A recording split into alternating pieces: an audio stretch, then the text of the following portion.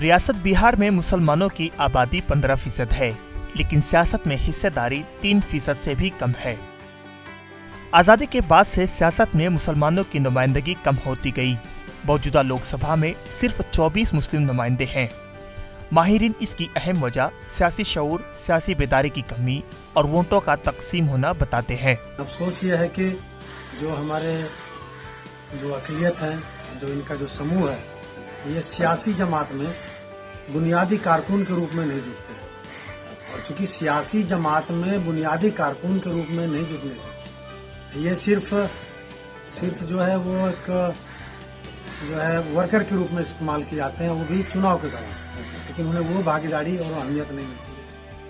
बिहार में 28 लोकसभा सीटें होने के बावजूद मौजूदा ऐवान में महज 3 मुस्लिम नुमाइंदे तारिक अनवर, मौलाना इसरारुल हक कासमी मरहूम और महबूब अली कैसर हैं।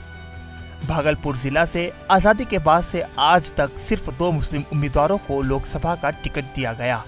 हिंदुस्तान के आइन के मुताबिक सभी लोगों को बराबरी का हक है, और वो बराबरी चाहे वो नौकरियों में हो, चाहे वो दौलत के मामले में हो, चाहे वो नुमाइंदगी के मामले में हो, चाहे वो तालीम के मामले में हो। हिंदुस्तान के हर शहरी को, मुसलमानों के इसमें मुसलमान शामिल हैं, हिंदुस्तान के हर शहरियों को बराबर हक मिलना है।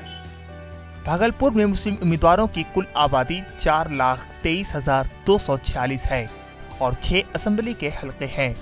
बावजूद इसके कोई भी मुस्लिम नुमाइंदा असेंबली में नहीं है। जितनी फीसद अक़लियत की है, अगर उत्तर भारत की हम बात करें, उतनी फीसद की कई दूसरी समुदाय हैं, जाति नहीं बोलेंगे, वो तो समुदाय हैं, ये जाति आधारित समुदाय हैं, उनकी भागीदारी इनसे कई गुना बेसी होती है। उसके बरक्स बिहार में यादव की आबादी 14% और कुर्मी की आबादी 5% है।